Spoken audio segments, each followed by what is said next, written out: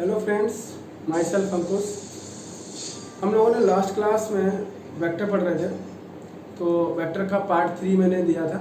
Part 3 में मैंने आपको प्रॉपर्टीज़ ऑफ वेक्टर के बारे में बताया था। प्रॉपर्टी ऑफ वेक्टर के साथ साथ मैंने आपको यूनिट वेक्टर बताया था कि यूनिट वेक्टर क्या होता है ना बच्चों। तो लास्ट क्लास में यूनिट वेक्टर के बारे में पढ़ लिया था और प्रॉपर्टीज ऑफ वेक्टर के बारे में भी हमने स्टडी कर लिया था, ठीक है।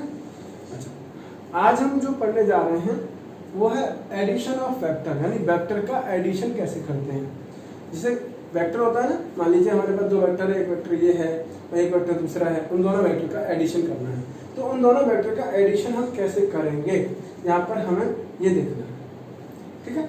तो एडिशन ऑफ वेक्टर में टू कैसे परफॉर्म करते हैं, ये दो तरीके से होता है। एक आपका ग्राफिकल मेथड होता है, एक आपका एनालिटिकल मेथड होता है। ग्राफिकल मेथड का मतलब है कि ग्राफ से रिप्रेजेंट करके रिजल्टेंट निकालना है, यानी दो वेक्टर हैं, दोनों वेक्टर को ग्राफिकली ऐड करेंगे और उसका जो हम रिजल्टेंट निकालेंगे वो भी हम कैसे निकालेंगे, ग्राफ से निकालेंगे। एनालिटिकल का मतलब है डिजिट में निकालना, है ना। एनालिटिकल मेथड का मतलब हुआ कि नंबर में उसका मैग्नीट्यूड निकालना, एक तरीके से मैग्नीट्यूड निकालना, यानी जो रिजल्टेंट आ रहा है उसका मैग्नीट्यूड निकालना, वो होता है एनालिटिकल मेथड। वो हम बाद में पढ़ेंगे और उसे पढ़ेंगे पैरेललोग्राम मेथड से, ठीक है। अच्छा, तो देखो vector addition can be performed by using following methods, है ना। Vector addition can be performed by using following methods. कौन कौन से हैं, ग्राफिकल मेथड और एनालिटिकल मेथड। अच्छा, ग्राफिकल मेथड बोलता क्या है उसको समझ लेते हैं एक बार, ठीक है बच्चों। तो जैसे देखो, if two vectors are represented by two sides of triangle. जैसे मान लो मैंने ट्रायंगल बना लिया, लाइक मान लीजिए ये मान लेते हैं एक ट्रायंगल है ए, ये हमारा है बी, ठीक है, और ये हमारा है सी। समझ में मेरी बात ध्यान से। ये हमारा ए वेक्टर है, ये हमारा बी वेक्टर है, सी वेक्टर है। तो ये ट्रायंगल हो गया। ट्रायंगल की कितनी साइड हो गई, दो साइड, एक दो तीन, यानी 3 साइड हो गई, है ना। तो वेक्टर की 2 साइड है। देखो यहां से, if two vector are represented by two sides of triangle in same order. इस सेम ऑर्डर का मतलब क्या है, इन सेम ऑर्डर, इसका मतलब क्या है, इसका मतलब ये है हम इसकी बात कर रहे हैं कि अगर एक वेक्टर का हेड तो दूसरे वेक्टर का उसके ऊपर टेल होगा, समझ आया। यानी कि टेल के ऊपर हेड और हेड के ऊपर टेल होना चाहिए, तो वो सेम ऑर्डर में होंगे, अदरवाइज वो सेम ऑर्डर में नहीं होंगे। बात समझे कि नहीं समझे, है ना बच्चों। यानी कि अगर कोई वेक्टर है, अगर उस वेक्टर का हेड दूसरे वेक्टर के टेल पर रखा हो या दूसरे वेक्टर का हेड फर्स्ट वेक्टर के टेल पर रखा हो, तो इसका मतलब वो दोनों सेम ऑर्डर में हैं। किसमें है, सेम ऑर्डर में। जैसे देखो, ये वेक्टर है, इस वेक्टर का ए, यानी ए वेक्टर है, ये ए वेक्टर का हेड ये रहा, टेल ये है, और बी वेक्टर का हेड ये है, टेल ये है। तो ए और बी किसमें होंगे, सेम ऑर्डर में होंगे। किसमें होंगे, A vector and B vector are in same order, ऐसा बोल सकते हैं। अच्छा, देयर सम और रिजल्टेंट, देयर सम, इनका सम या इनका रिजल्टेंट वेक्टर जो है वो हमें third side of the triangle से मिलेगी। कैसे, third side of the triangle, और ये अपोजिट ऑर्डर होगा फर्स्ट टू वेक्टर, यानी दोनों जो फर्स्ट वेक्टर हैं उनके अपोजिट ऑर्डर में होगा। किसमें होगा, अपोजिट ऑर्डर में। कैसे, देखो, जैसे देखो ये ए वेक्टर है, तो इसका हेड है ना, इसका टेल ये रहा, और इसका हेड, इसका टेल ये रहा, दोनों आपस में कनेक्टेड है। अब इसके हेड पर देखो, थर्ड वेक्टर का क्या है, हेड, थर्ड वेक्टर का हेड इसके हेड पर है ना, और फर्स्ट वेक्टर का टेल थर्ड वेक्टर के टेल से कनेक्टेड है, यानी कि अपोजिट हो गया ना ये ऑर्डर, है ना। जो पहले ऑर्डर फॉलो कर रहे थे दोनों वेक्टर, उसका थर्ड वेक्टर क्या कर रहा है, अपोजिट है, यानी अपोजिट ऑर्डर को फॉलो कर रहा है। जो टेल हेड कनेक्ट हो रहा था वहां टेल टेल और हेड हेड कनेक्ट होने लग गया, तो ये अपोजिट ऑर्डर हो गया। तो यानी कि अगर हम कोई भी वेक्टर क्वांटिटी को ऐड करेंगे तो पहले दो वेक्टर सेम ऑर्डर में होने चाहिए और थर्ड जो वेक्टर है यानी उनका रिजल्टेंट वो अपोजिट ऑर्डर में कनेक्ट होना चाहिए, तो वो ट्रायंगल लॉ को फॉलो करेगा, यानी कि ट्रायंगल लॉ से हम एडिशन कर सकते हैं। ठीक है, जैसे फॉर एग्जांपल अब मैं इसको एक एग्जांपल से समझा देता हूँ।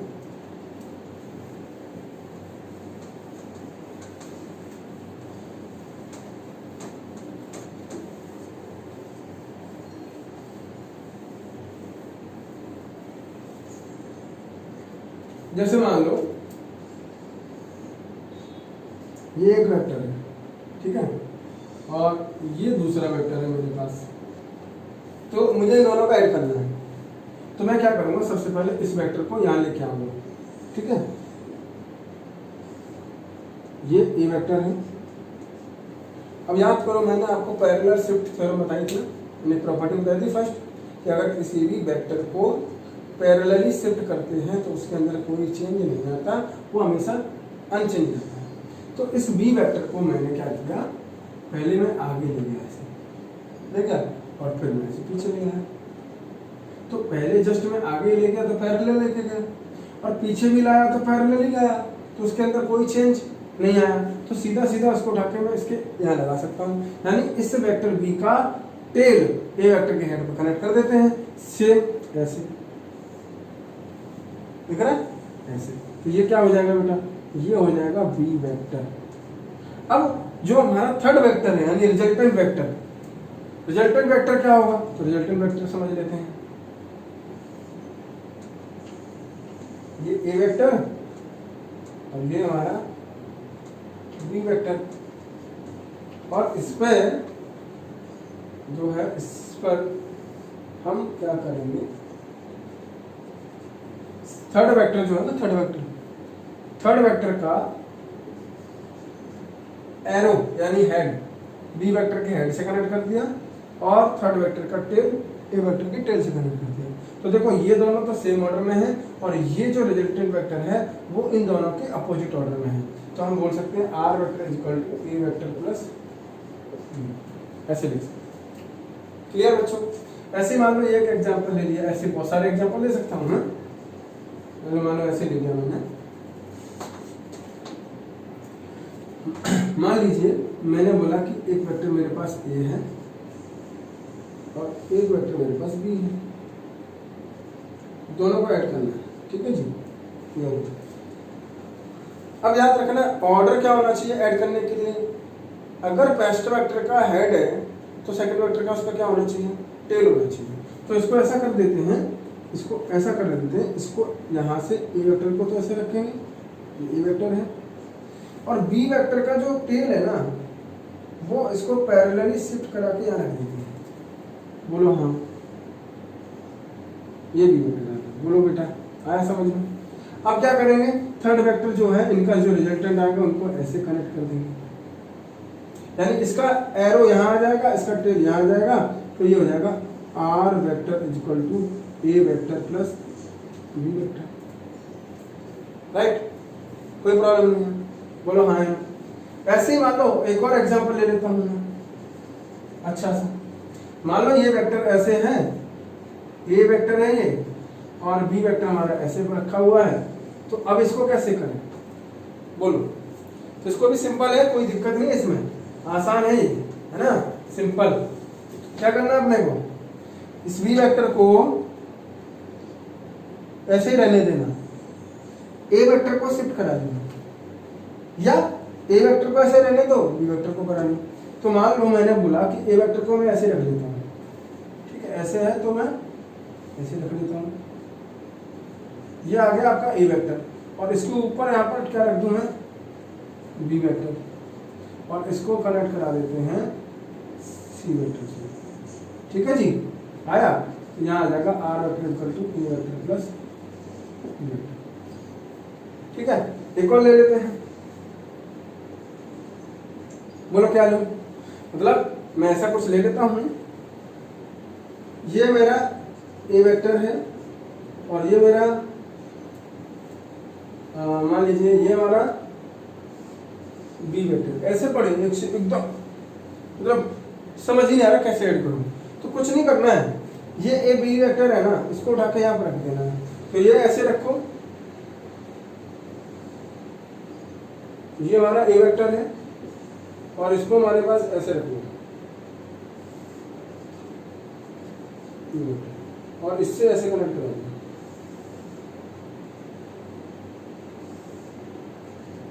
तो ये क्या आ जाएगा, देखो ये आ जाएगा आपका R vector equal A vector plus B vector. इस तरीके से इसको कनेक्ट कर सकते हैं। तो ये हमारा है मेथड। बोलो आया समझ में? तो इस तरीके से हम एडिशन ऑफ वेक्टर कर सकते हैं। बोलो बेटा क्लियर है, कोई दिक्कत इसमें नहीं है ना? अच्छा देख लें इसको। चलो अब इसके बाद हम स्टडी करेंगे वैलिड एंगल के बारे में। किसके बारे में? Valid angle. कि वैलिड एंगल क्या होता है, यानी कि जो एंगल बिटवीन द वेक्टर्स होगा वो वैलिड कब होगा, इसके बारे में स्टडी करना, इसके बारे में समझना है ना? तो नेक्स्ट टॉपिक है वैलिड एंगल। कौन सा है? Valid.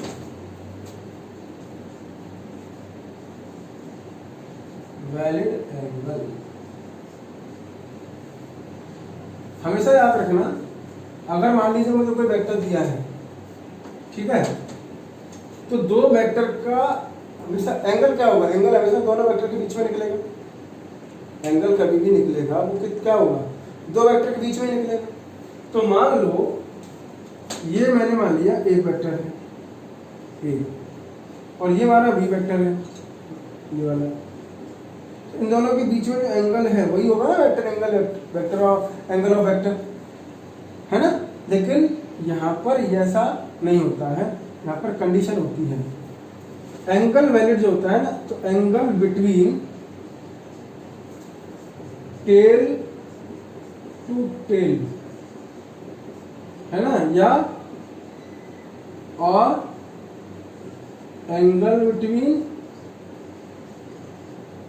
Head to head, head to, अगर ये दोनों हैं तो ही राइट है, अदरवाइज राइट नहीं होगा। यानी कि टेल और टेल आपस में कनेक्टेड हैं तो उनके बीच में जो एंगल आ रहा है वो वैलिड होगा, या फिर हेड हेड कनेक्टेड है तो उनके बीच में जो एंगल आ रहा है वो वैलिड होगा, बाकी कोई वैलिड नहीं होगा।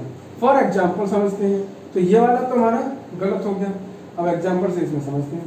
मान लो कि हमारा एक वेक्टर ए है और ये हमारा वेक्टर बी है, ठीक है। तो देखो दोनों का टेल कनेक्टेड है, यहाँ पर एक का टेल बी का टेल और ए का टेल, तो इनके बीच में जो एंगल आ रहा है ना, एंगल ये अल्फा मान लेते हैं, तो ये हमारा वैलिड एंगल है। कौन सा एंगल है? वैलिड।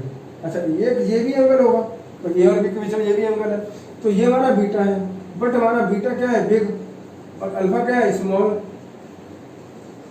है ना, ये स्मॉल है, तो स्मॉल वाला लेना है। कौन सा वाला लेना है? स्मॉल। तो स्मॉल एंगल लेना है। कौन सा लेना है? स्मॉल एंगल हमेशा, ठीक है। तो दो वेक्टर के बीच में स्मॉल एंगल लेना। अब देखिए मान लो हेड टू हेड कनेक्टेड है, मान लो मैंने बोला ये वेक्टर ए है और यहाँ से हमने एक वेक्टर ए कनेक्ट कर दिया, तो ये ए वेक्टर है, ये बी वेक्टर है। अब ये जो एंगल आया मान लो गामा, तो गामा क्या होगा? वैलिड है, वैलिड होगा। कैसा होगा ये? वैलिड होगा, ठीक है। इसको वैलिड एंगल बोलेंगे। क्या बोलेंगे? वैलिड एंगल बोलेंगे। बोलो आया समझ? हाँ या ना बेटा? ठीक है। अच्छा जो एंगल का रेंज होती है ना, range of angle, range of angle वो मैक्सिमम क्या हो सकती है? 180, यानी 0 to 180 डिग्री, इससे ज्यादा इससे कम नहीं होती। समझ गए बेटा? है ना? ऐसा है। तो इसको एक क्वेश्चन कर लेते हैं, एक क्वेश्चन से और समझ लेते हैं, आसान हो जाएगा, अच्छे से समझ में भी आ जाएगा। चलो देखो